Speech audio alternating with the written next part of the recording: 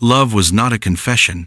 It was a verdict delivered in whispers, sealed in silence, and carried out on a night when Annabel Penn believed she would finally be seen.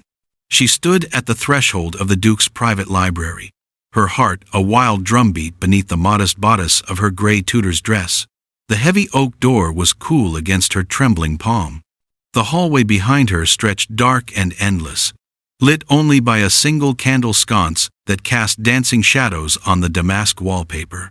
The air smelled of old leather and beeswax, and something else, sandalwood and tobacco, the scent that clung to him.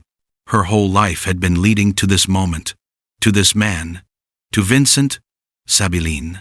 The bond between them, it was already there, wasn't it? A humming warmth in the stolen glances across the breakfast table, in the way his voice softened when he spoke her name in the library's quiet corners, in the accidental brush of fingers when he handed her books. It had been growing for months, a faint melody that crescendoed every time he looked at her, as though she were the only woman in England who mattered. Tonight, she would hear the words. Tonight, he would claim what they both knew existed between them. With a steadying breath, she pushed open the door.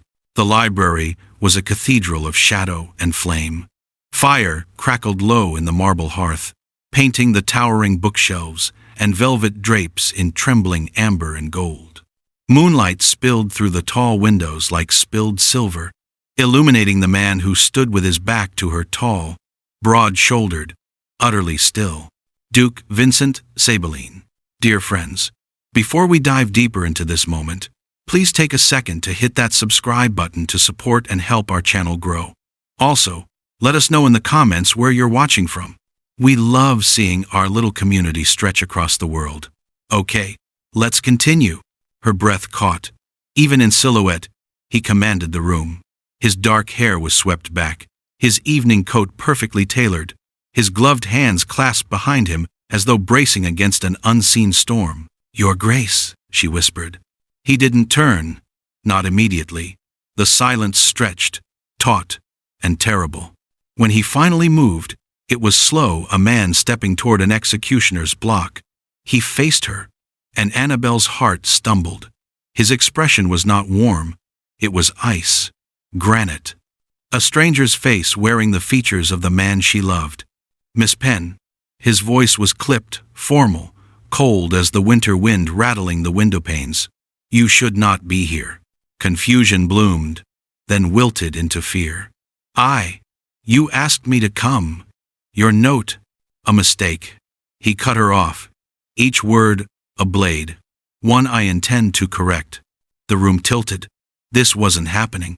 This wasn't real. He took a step closer, and she saw it then, the war in his gray eyes, the muscle ticking in his jaw, the way his hands flexed as though fighting invisible chains. But his words, when they came, were ruthless. You have overstepped, Miss Penn. Presumed affections where none exist. I am a duke. You are. He paused, and the hesitation was worse than the condemnation that followed. A tutor. Nothing more. The world dissolved. She heard herself speaking, pleading, perhaps, but the words were drowned beneath the roaring in her ears. She saw flashes, his face, marble hard and merciless, the door opening, Barton Barnett's satisfied smirk in the hallway, hands gripping her arms, servants pulling her away as she cried his name. Vincent, please. He turned his back, a final, damning silence. Then she was moving, dragged through corridors that blurred with tears, past portraits of Sabellini ancestors who stared down with cold judgment. Rain hammered against the windows like fists demanding entry. The front doors were thrown open, and the storm swallowed her whole. A carriage, rough hands shoving her inside, the crack of a whip. Annabel pressed her face against the rain-streaked glass, watching Sabelline Manor shrink into the darkness. The estate where she had believed foolishly, stupidly believed, that love could bridge the chasm between their worlds. The carriage stopped at the border of the estate. The driver hauled her out without ceremony, dumping her onto the muddy road like refuse. His Grace's orders, miss. You're not to return.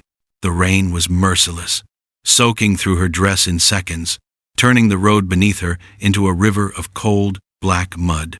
She tried to stand, but her legs buckled. Fever burned beneath her skin. She'd felt it for days but ignored it, too consumed by hope to notice her body's warnings. Lightning split the sky. Thunder rolled like cannon fire. And Annabel Penn collapsed into the storm, certain of only one thing. She was going to die here, unloved and unmissed, exactly as the Duke intended. But fate had other plans, because inside her, beneath her breaking heart, a second heartbeat had already begun. Chapter 2. The Woman Who Should Have Died. Consciousness returned in fragments, cruel, disjointed pieces of a shattered mirror. Warmth first, the crackle of fire.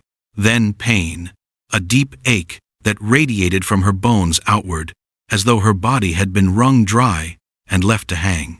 Annabel's eyelids fluttered, heavy as lead, and the world swam into focus through a haze of fever. She was not dead. Pity. Easy now, a voice murmured, gentle, worn smooth by years. You're safe, child. You're safe. A woman's face appeared above her, framed by silver-threaded brown hair and deep-set eyes that held both kindness and sorrow. Weathered hands pressed a cool cloth to Annabel's burning forehead. Where? Annabel's voice cracked, raw as an open wound. My cottage, 3 miles from where I found you, half drowned in the mud. The woman wrung out the cloth in a basin, the water tinted pink with fever sweat and rain-diluted blood.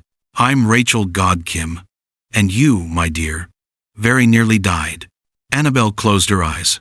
Should have died. The thought was not bitter but factual, a simple truth she'd accepted somewhere between the carriage and the storm. How long? 4 days. Rachel's expression tightened. The fever's been relentless. You've been calling out in your sleep, names, please. Vincent, mostly. The name was a knife between her ribs. Annabel turned her face away, hot tears sliding into her hair. Don't. Please don't say his name. Rachel's silence was merciful. She moved about the small room, more closet than bedchamber, stirring something over the fire that smelled of herbs and honey. When she returned, she held a steaming cup and wore an expression that was too knowing, too careful. You need to drink this. Build your strength. Annabel struggled upright, every muscle screaming protest. She accepted the cup with trembling hands, the warmth seeping into her frozen fingers. The liquid was bittersweet, coating her throat. The fainting, Rachel said quietly, settling onto a stool beside the narrow bed. The nausea. You've been fighting. When did it start? Annabel froze, the cup halfway to her lips. Weeks ago. I thought it was nerves, anxiety. And your monthly courses? The question hung in the air like smoke.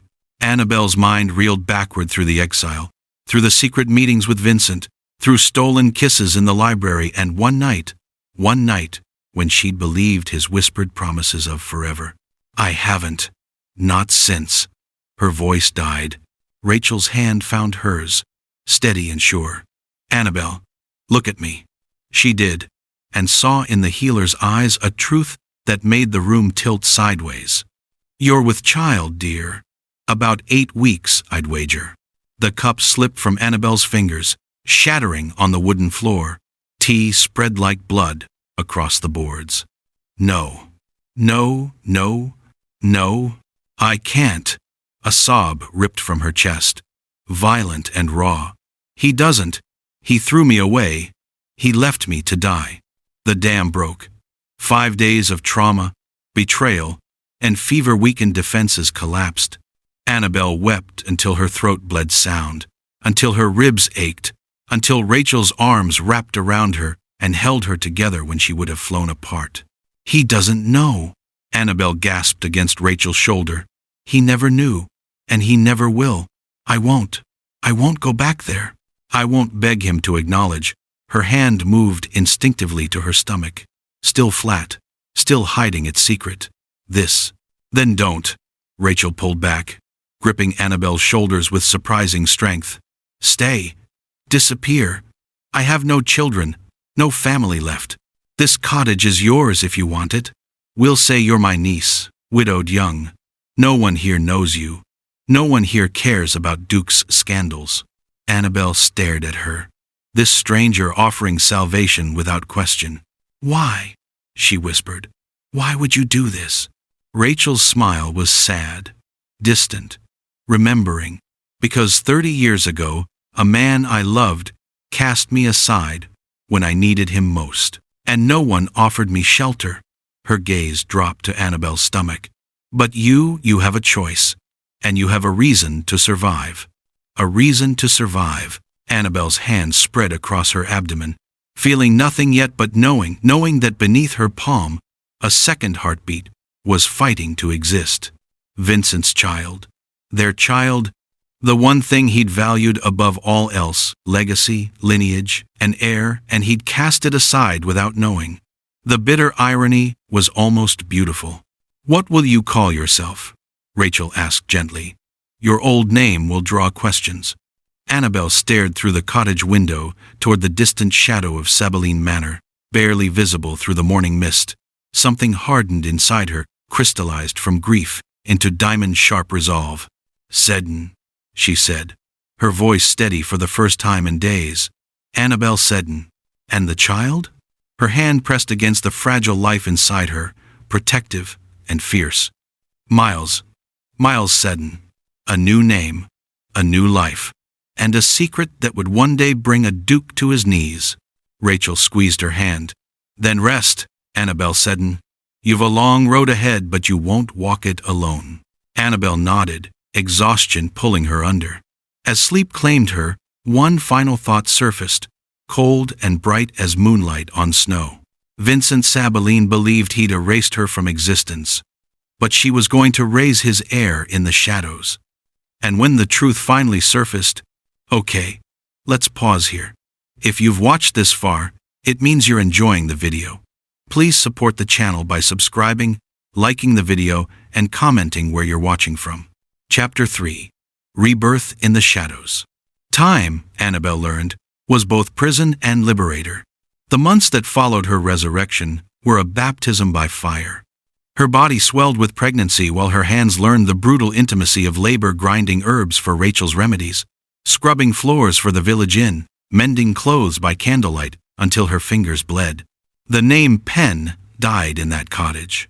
Seddon was born a widow's niece, quiet and grateful, asking no questions and inviting none. When her time came on a winter night sharp with frost, Annabel gripped Rachel's hands and brought forth a son who entered the world screaming defiance. "He's perfect," Rachel whispered, placing the infant on Annabel's chest. But Annabel's breath caught, because even newborn, red-faced and furious, Miles opened his eyes, and they were gray, not blue like most infants, gray. The exact shade of storm clouds over Sabine Manor, the exact shade of his father's eyes. "Oh God," she breathed, tears streaming. "He looks just like—" "Hush," Rachel's voice was firm. "He looks like you, your son, no one else's." Annabel pressed her lips to Miles' damp forehead and made a silent vow. "You will never beg for a father who discarded you. You will never know what it means to be unwanted." The years unspooled like thread from a spindle. Miles grew sturdy and bright, his gray eyes sharpening with intelligence that unnerved the village children. He asked questions endlessly. Why does the moon change? Where do birds go in winter? What makes people cruel? And Annabel answered, with honesty tempered by caution. She taught him to read, using Rachel's medical texts, taught him kindness by example, taught him that nobility had nothing to do with titles and everything to do with character. But she couldn't teach away the Sabine in him. It showed in the way he carried himself straight-backed even at 5 years old, as though born to command, in the arch of his brow when he concentrated, in the sudden, devastating smile that could charm coin from a miser's purse. Vincent's smile, Annabel thought sometimes, watching Miles play in the cottage garden. Vincent's face on my son's bones. Meanwhile, she transformed. The soft tutor who'd believed in fairy tale endings hardened into something resilient as Sheffield steel. She learned midwifery from Rachel, learned accounts from the village merchant, learned that survival required both cunning and grit. Money accumulated in a hidden tin beneath the floorboards, coin by coin, a future being built in secret. She became someone new, someone stronger, someone Vincent Sabelline would no longer recognize. 300 miles away, the Duke was dying by degrees. Not in body, Vincent's physical form remained imposing, his duties executed with mechanical precision. But something vital had been excised the night he watched Annabelle dragged away. The library became a mausoleum he couldn't enter. Sleep brought dreams of green eyes drowning in rain. Food tasted like ash. "Your Grace seems distracted," Barton observed one evening, his tone oozing false concern. Vincent stared at the fire, seeing Annabelle's face in the flames. "I was too harsh that night with Miss Penn." "You were appropriate." Barton's voice sharpened. "A duke cannot afford sentiment toward—" "I loved her." The confession fell like stone into still water. "And I destroyed her." Barton's jaw tightened. "She was a threat. You did what was necessary." But Vincent heard the lie now. 3 years too late. The emptiness inside him had a name: Annabelle. And no amount of duty, no parade of suitable noble daughters Barton paraded before him, could fill the void she'd left. He began sending servants to search the surrounding villages. Discreetly, he told himself, just to know she survived. They found nothing. Annabelle Penn had vanished as thoroughly as morning mist. Then, in the 5th year, whispers began. A peddler mentioned a young woman near the coast, dark-haired, green-eyed, raising a boy alone. A merchant spoke of a healer's assistant named Seddon, with the bearing of a lady. A traveling priest remarked on a child with eyes like polished silver, who asked questions beyond his years. The rumors were fragments, inconsistent, easy to dismiss, until the day a portrait artist, commissioned to paint a village festival, showed his sketches to a gallery in London, and one drawing found its way to a collector who knew the Sabelline family. The sketch showed a woman in profile, laughing at something beyond the frame. Dark hair, elegant neck. And beside her, a boy of perhaps 5 years, staring directly at the artist with eyes that seemed to bore through paper. Gray eyes. Unmistakably, devastatingly gray. Barton Barnett stood in Vincent's study, the sketch trembling in his hands. His face had gone the color of old parchment. "It cannot be her," he said, more to himself than the Duke. "She's dead. She must be. Let me see it." Vincent's voice cut like a blade. Barton hesitated a fraction too long before handing over the sketch. Vincent stared at the woman's profile. Time slowed, stopped, shattered. Annabelle. Older, stronger, but unmistakably, impossibly alive. And the boy, Vincent's hands shook so violently the paper tore. "The artist," he rasped. "Where did he see them?"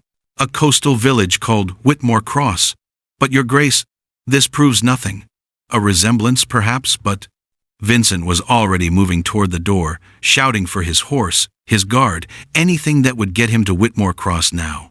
Behind him, Barton watched with cold calculation blooming in his chest. The child's eyes. If Vincent sees those eyes in person, no, this threat had to be eliminated, quietly, permanently, before the Duke discovered the truth that would destroy everything Barton had built. His carefully constructed empire would burn. Chapter 4. The Return of a Ghost. Vincent Sabelline rode alone through the coastal fog, his heart a war drum against his ribs. He'd left the estate before dawn, telling no one, not even Barton, especially not Barton, where he was going. The sketch was folded in his breast pocket, pressed against his thundering chest like a talisman. Or an accusation. She's alive. The thought was equal parts miracle and damnation.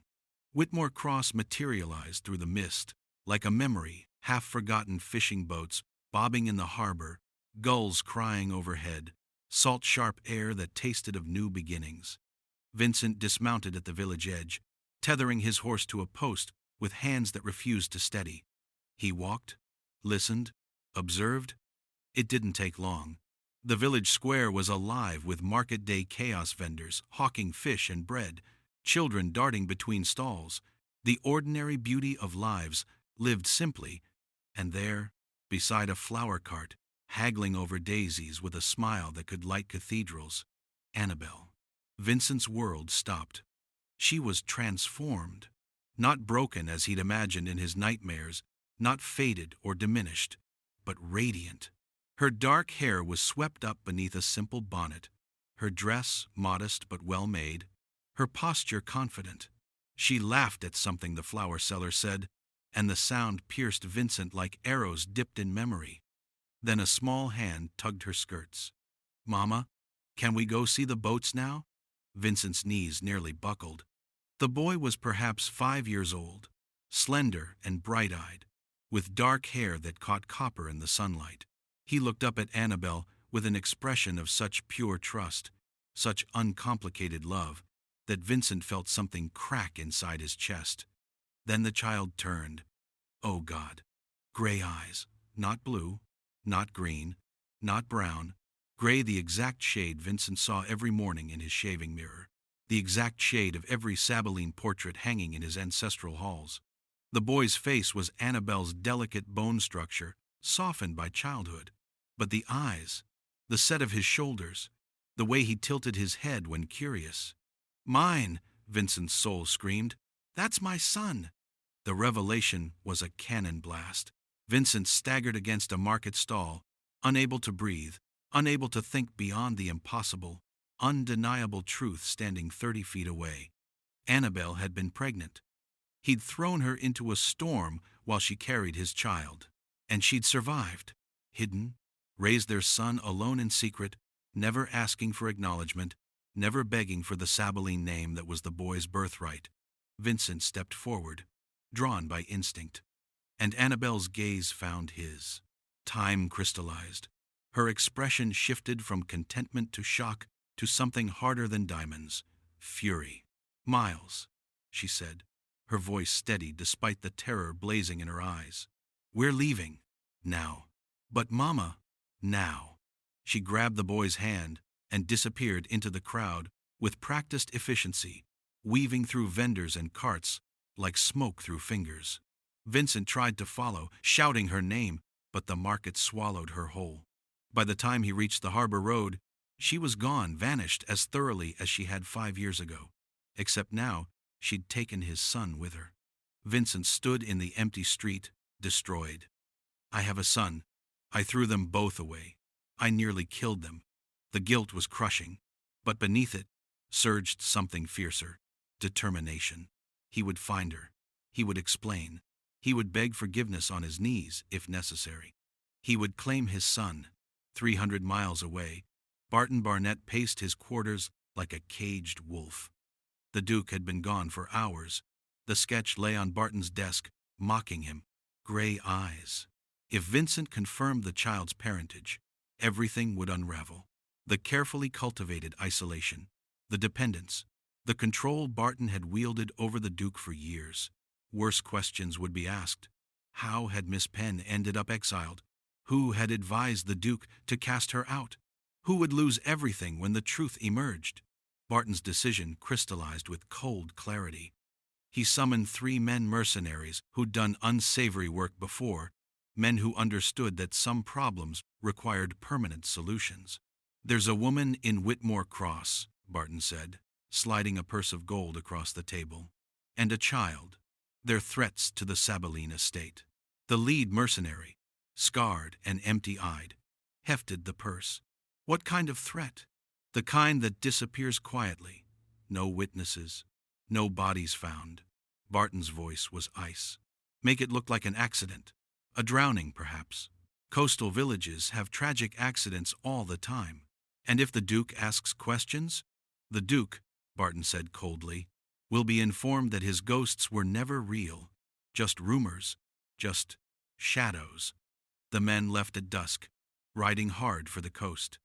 Annabel bolted the cottage door, her heart hammering like fists against a coffin lid. Through the window, she watched 3 men on horseback approach through the gathering darkness. Men with hard faces and harder eyes. Men wearing Sabelline livery beneath traveling cloaks. "Vincent found us," And now he's sent them to finish what the storm failed to do. Mama, Miles whispered, clutching her skirts. Who are they? Rachel was gone, tending a birth in the next village. They were alone. Annabelle's hand closed around the fireplace poker, her mind racing through impossible choices. Run, but where? Hide, but for how long? Fight, but against 3 armed men? The riders dismounted. Heavy boots crunched on gravel. And Annabel Penn, no. Annabel Seddon pulled her son close and made a vow written in steel. Vincent Sabelline tried to erase me once. Chapter 5. The confrontation in the Winter Gardens. Annabel escaped through the back window with Miles clutching her neck, the mercenaries' shouts echoing behind them as they vanished into the coastal darkness. They ran until her lungs screamed, until Miles' weight became anchor-heavy, until the cottage lights were swallowed by distance. In a fisherman's abandoned shack, Annabel made her choice. Running would never end. Hiding would solve nothing. These men would keep coming, shadows dispatched by a duke who wanted his mistakes erased. But Vincent Sabelline didn't know the woman she'd become.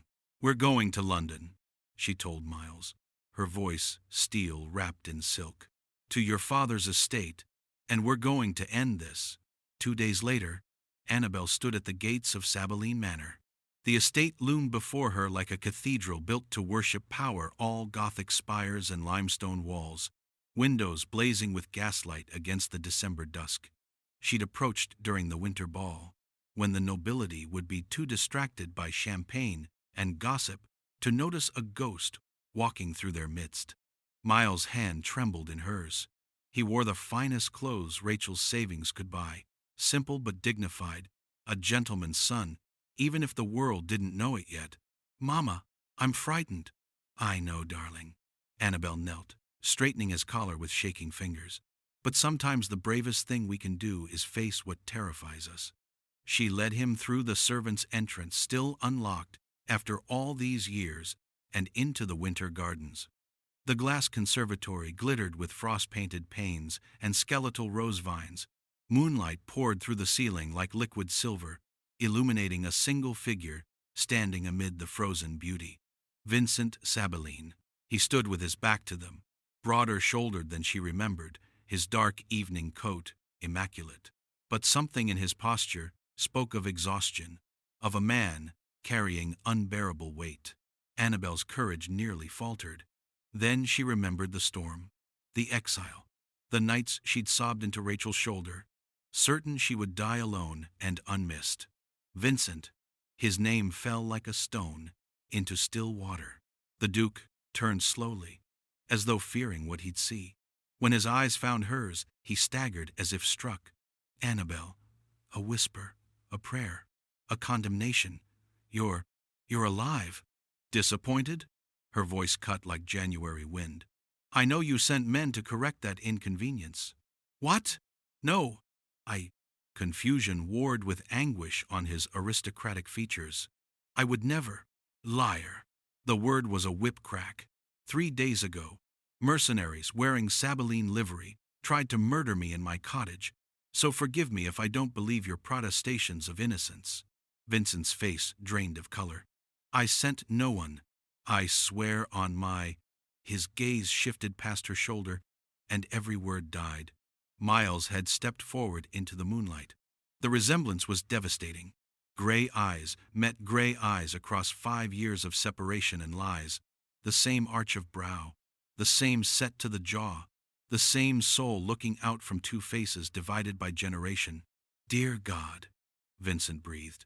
Then his knees buckled, and the Duke of Sabellina collapsed to the frost-kissed floor. Is that him? Miles whispered, edging closer to Annabel. Is that my father? The question shattered something in Vincent. A sound escaped him, half sob, half prayer, as he stared at the son he'd never known existed. How? Vincent's voice broke. How old? 5. Annabel's fury blazed brighter than the gaslight chandeliers beyond the glass. 5 years you've missed. 5 years I raised your heir alone while you lived in comfort, believing your sins were buried. I didn't know. Tears streaked Vincent's face, unashamed. Annabel, I swear before God, I didn't know you were. Would it have mattered? She stepped forward, trembling with rage and heartbreak. You cast me out like refuse. You denied ever loving me. You left me to die in a storm, Vincent. Would knowing I carried your child have changed your cowardice? Yes. The word was torn from him. Yes. God help me. Yes. I was manipulated. Barton convinced me you were using me for status, that you'd destroy my reputation. I was a fool. I was weak, and I have lived in hell every day since. Barton? Annabelle's blood turned to ice. Your trusted advisor? He showed me forged letters, manufactured evidence. I believed. Vincent's voice splintered. I believed his lies because I was terrified of scandal, of losing control, of loving someone beneath your station. Annabelle's laugh was bitter as nightshade. How noble. Vincent crawled forward on his knees, reaching toward Miles with shaking hands. My son, you have a son, and I. Don't touch him. Annabelle pulled Miles behind her. You have no right. Not after. From her cloak, she withdrew the letters intercepted correspondence she'd stolen from the mercenaries before fleeing. Letters bearing Barton Barnett's seal and handwriting, detailing the removal of the coastal problem. She threw them at Vincent's feet. Your advisor didn't just manipulate you 5 years ago. He sent assassins 3 days ago. Read them. Read how he orchestrated my exile, how he played your fear like a violin, how he tried to murder me and your son to protect his influence over you. Vincent's hands shook as he unfolded the letters. With each line, his expression shifted from grief to horror to incandescent rage. No, he whispered. No, Barton wouldn't. The conservatory doors burst open. Barton Barnett stood silhouetted against the ballroom light, his expression shifting from smug confidence to pure terror as he saw Annabelle alive, Miles beside her, and Vincent holding the damning evidence. Your Grace, Barton stammered. I can explain. And Vincent Sabaline rose to his feet, murder blazing in his storm-gray eyes. You sent men to kill her.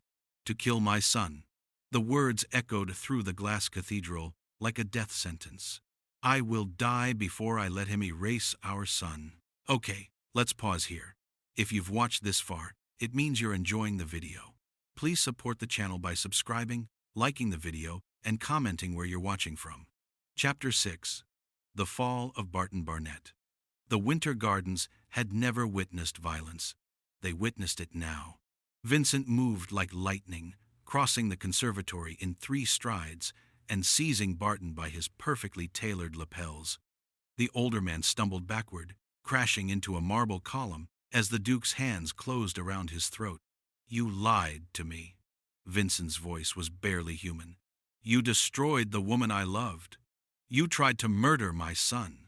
Your Grace, please. Barton clawed at Vincent's hands, his face purpling. It was for your protection, the scandal, your reputation.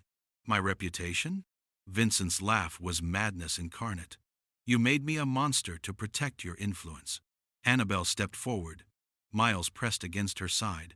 Vincent, don't give him the mercy of a quick death. The words cut through Vincent's rage. He released Barton, who collapsed, gasping to the frost-kissed floor. You want justice? Vincent's gray eyes were glacier cold. You'll have it.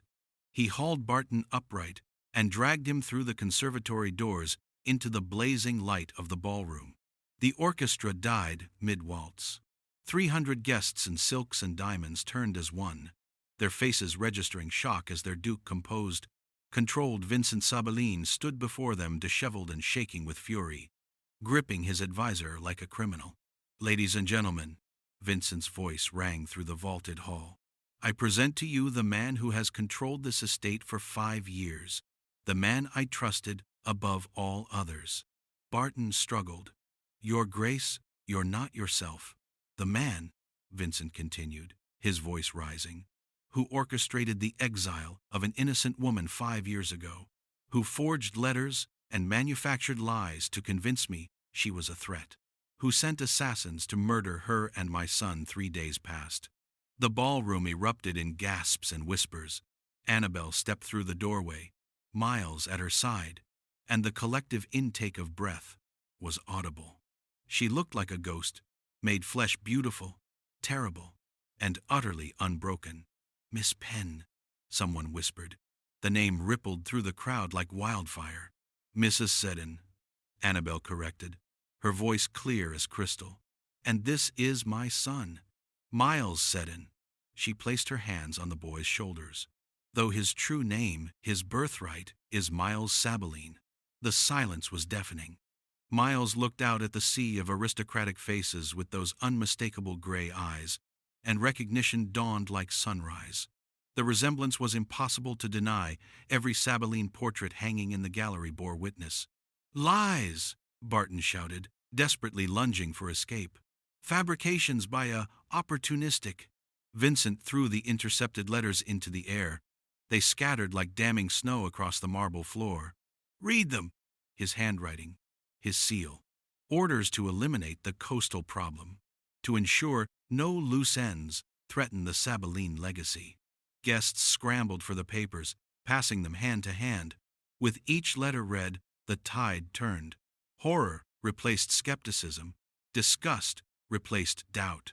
"He manipulated you, Your Grace," a countess breathed. "For years," another added. Barton made one final desperate play for the exit. He didn't make it 3 steps before 2 footmen loyal to Vincent, not to him, seized his arms. "You destroyed my life," Barton snarled at Vincent, all pretense of servility abandoned. "You were weak, easily led, pathetic in your isolation. I gave you purpose. I made you. You made me a man who abandoned the woman carrying his heir." Vincent's voice was death itself. "You made me a murderer in all but deed." He turned to the assembled nobility, his face carved from stone. "Barton Barnett is hereby stripped of all titles, lands, and privileges granted by this house. He will be tried for attempted murder and conspiracy. And if English law won't hang him," Vincent's smile was savage, "I will ensure he spends the rest of his miserable life rotting in a cell so deep, daylight becomes a memory." Guards materialized, iron shackles gleaming. Barton struggled, screaming obscenities, but they dragged him away like the refuse he was.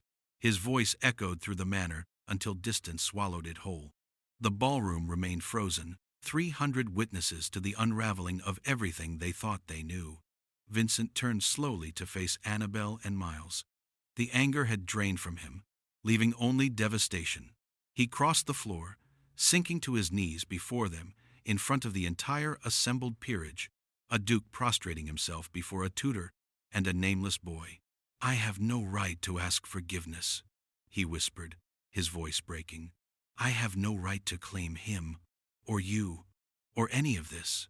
Tears carved paths down his face. "But Annabel," he looked up at her, and she saw the man she'd loved, buried beneath years of regret. "Let me know, my son. Let me spend the rest of my life proving that the man who loved you still exists beneath the coward who destroyed you." Miles watched, uncertain, his small hand tight in Annabel's. The ballroom held its collective breath, and Annabel, staring down at the Duke who had shattered her and given her Miles in the same breath, felt the impossible question burning in her chest. Could she forgive the unforgivable? Should she? Did love real, scarred, impossible love survive betrayal this deep? Her answer would determine not just her future, but the fate of the most powerful house in England. Chapter 7. The Duke's Redemption. Annabel did not answer Vincent that night. She stood in the ballroom's blazing light, staring down at the broken Duke kneeling before her, and said only, "Get up. This is not forgiveness.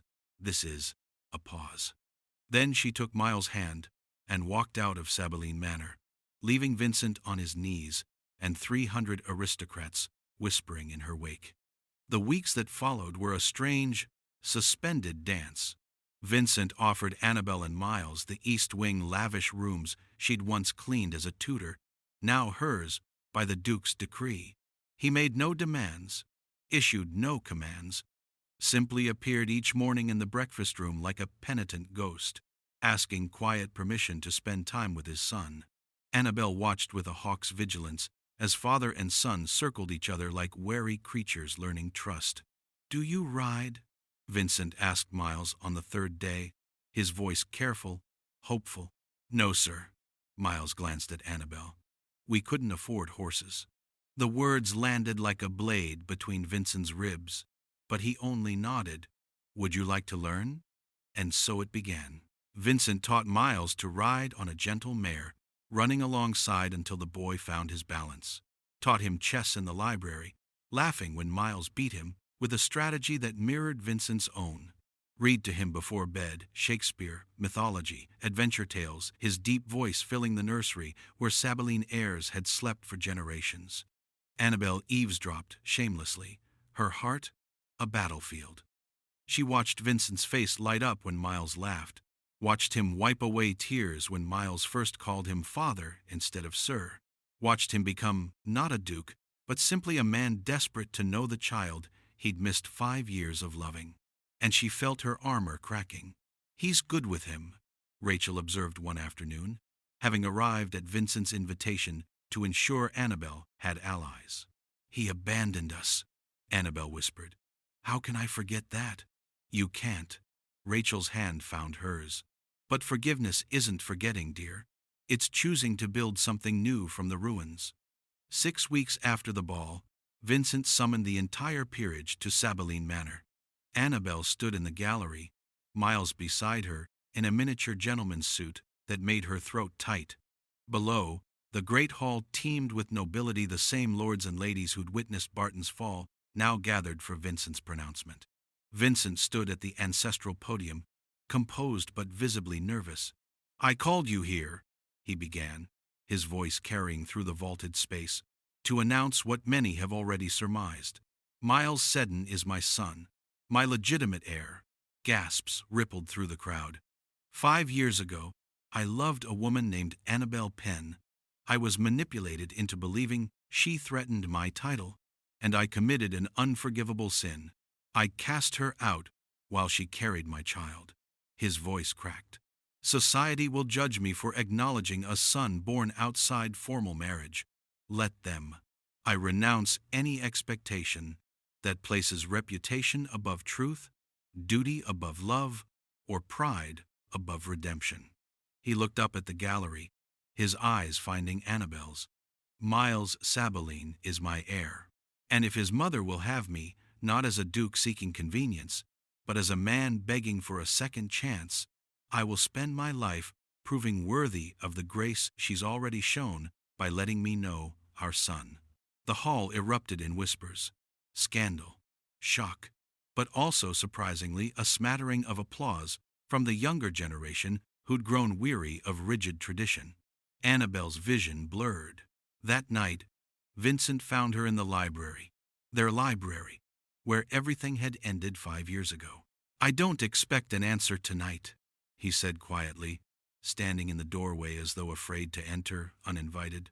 "Or tomorrow, or ever, if that's what you need. But, Annabel," he stepped forward, moonlight painting him silver, "I love you. I loved you then, though I was too weak to fight for it. I love you now, seeing the extraordinary woman you've become, and I will love you until my last breath, whether you choose me or not." Annabel stood by the window, the same window where she'd once watched him in moonlight and dreamed of impossible futures. "You destroyed me," she whispered. "I know. You made me believe love was a lie. I know. And now you ask me to risk that pain again?" Vincent crossed to her, stopping just beyond touch, giving her space to choose. "I'm asking you to let me prove that love, real, scarred, hard-fought love, is worth the risk. Not the fairy tale we had before, but something stronger, something built on truth." Annabel turned to face him. Tears streamed down her face. 5 years of grief and anger and stubborn, impossible hope finally breaking free. "I still love you," she confessed, the words torn from her soul. "God help me. I never stopped, and I hate myself for it." "Then hate me instead," Vincent whispered, "and let me spend forever earning back what I destroyed." He offered his hand, Annabel stared at it, calloused now from riding with Miles, from rebuilding what Barton had broken, from carrying the weight of his own redemption. She thought of 5 years alone, of Miles asking why he had no father, of the woman she'd become in exile, stronger, fiercer, unbreakable. That woman could choose love without losing herself. That woman could forgive without forgetting. That woman could build a future from ruins. Annabel placed her hand in Vincent's. "One chance," she breathed. "You get one chance to prove this is real." Vincent brought her hand to his lips, his tears falling on her knuckles. "I won't waste it." And in the library where love had died, it was finally, impossibly reborn. But outside the window, in the winter gardens where truth had shattered lies, a figure watched from the shadows. Barton Barnett had escaped his transport to prison, and his thirst for vengeance was just beginning. Annabel's story teaches one truth: the people who discard you don't define your worth. Vincent threw her away out of weakness and fear, but Annabel didn't let betrayal become her ending. She survived, rebuilt, and became stronger. Here's what that means. Survival is the best revenge. Don't plot elaborate schemes, just thrive without them. Forgiveness is freedom, not because they deserve it, but because you deserve peace. When life exiles you, choose. Let it define you, or let it refine you. Annabel became the woman who couldn't be erased. You can too. They thought you were finished. Prove them wrong. If this resonated, drop a comment. Have you rebuilt yourself after betrayal? I read every one. Subscribe for more stories about resilience and redemption.